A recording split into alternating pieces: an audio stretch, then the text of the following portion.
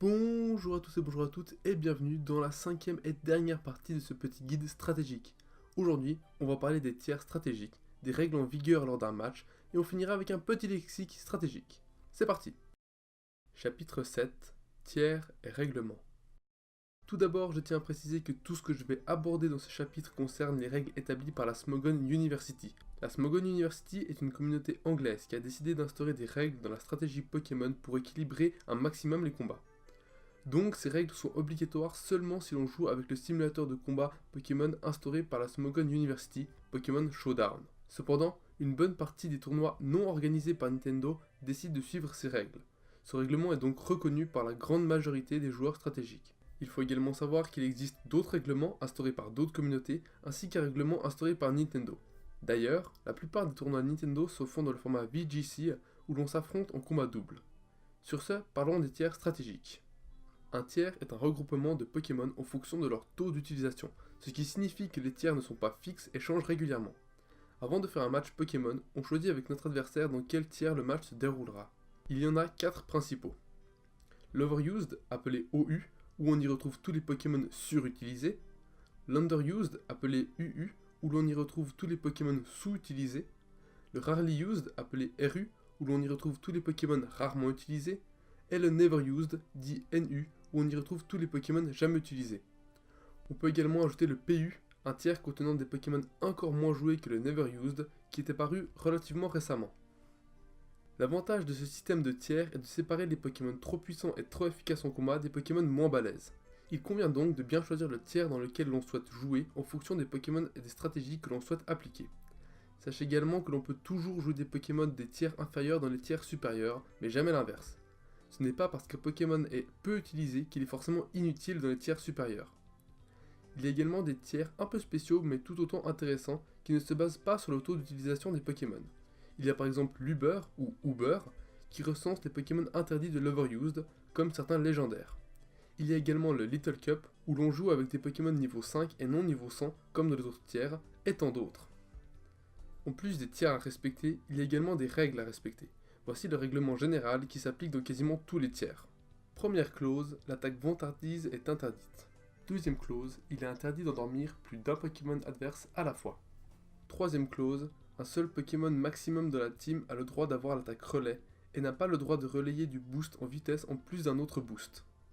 Quatrième clause, aucun Pokémon dans une team ne peut avoir le même numéro dans le Pokédex national.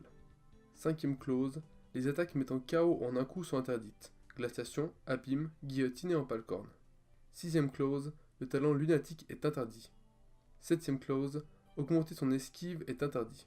Huitième et dernière clause, créer une situation où le combat serait éternel est interdit. Je ne vais pas débattre ici de l'utilité de ces règles, sachez simplement qu'elles ont été créées pour améliorer l'expérience de jeu lors des combats. Passons maintenant au vocabulaire. Chapitre 8.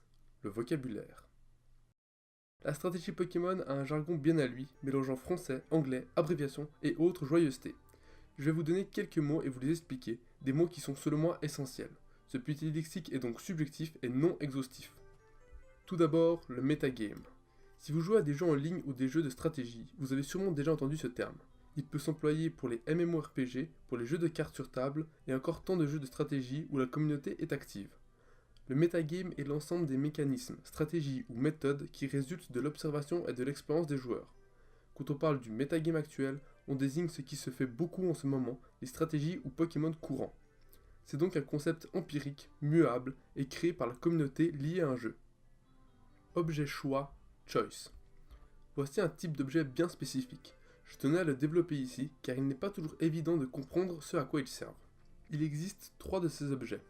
Le mouchoir choix, choice scarf, le bandeau choix, choice band, et les lunettes choix, choice specs. Le mouchoir choix augmente la vitesse du porteur de 50%, le bandeau choix augmente son attaque physique de 50%, et les lunettes choix augmentent son attaque spéciale. Mais ils ont tous la même contrepartie, le Pokémon qui le tient se retrouve bloqué sur une attaque. Par exemple, si je vois mon Ectoplasma qui tient le mouchoir choix au combat et que je lui ordonne de faire balle ombre. Dès lors que son premier assaut est choisi, il ne pourra faire que des balles ombres jusqu'à sa sortie du terrain. Et lorsque je le renverrai sur le terrain, je pourrai à nouveau choisir son premier assaut, mais sera bloqué sur ce dernier. Et ainsi de suite tout le long du match. Les objets de choice bloquent donc le Pokémon sur une seule attaque à la fois. Le Pokémon gagne donc en puissance ou en vitesse, mais il perd en flexibilité. Ceci se déroule de la même façon pour le bandeau et les lunettes. Move, moveset, move pool. Les trois mots appartiennent au domaine des attaques. Le terme move est synonyme d'attaque. Palombre est un move par exemple. On utilise plus volontiers le mot move que le mot attaque, car le terme est plus global. En effet, les attaques de statut sont compris dans les moves, alors que quand on dit attaque, cela évoque plus une capacité qui inflige des dégâts. Le moveset est l'ensemble des moves qu'on a choisi de donner à un Pokémon. Pour Ectoplasma, on a choisi Ballombre, Exploforce, Provoque et Bombburk.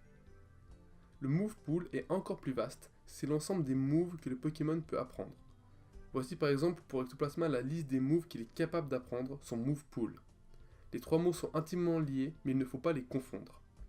Switch, switcher. Le fait d'échanger le Pokémon au combat par un autre. Quand vous avez le désavantage et allez voir votre Pokémon se faire mettre KO, vous pouvez l'échanger avec un autre de votre équipe et votre adversaire peut en faire autant. Le terme anglais est switch, on peut également dire switcher pour rendre le mot plus français.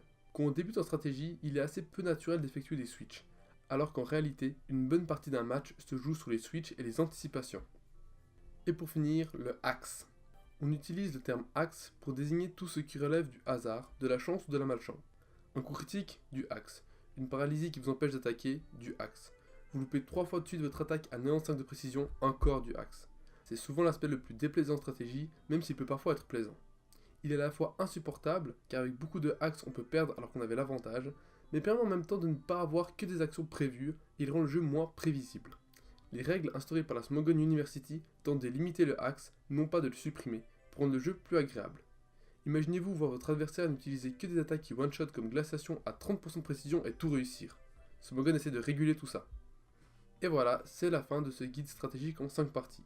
Vous avez désormais une connaissance globale permettant d'appréhender la stratégie Pokémon. Vous découvrirez encore beaucoup de choses et en apprendrez beaucoup par l'expérience. Je vais également mettre plusieurs liens en description utiles pour en apprendre plus sur la stratégie Pokémon. J'espère vous avoir appris quelque chose grâce à ce petit guide et j'en ferai peut-être d'autres à l'avenir. Merci de m'avoir suivi et bon match!